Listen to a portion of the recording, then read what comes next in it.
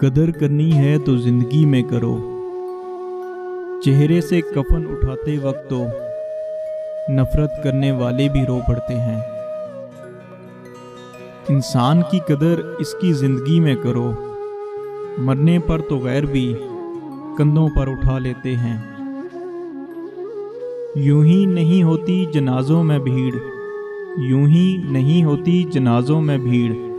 हर शख्स अच्छा लगता है चले जाने के बाद।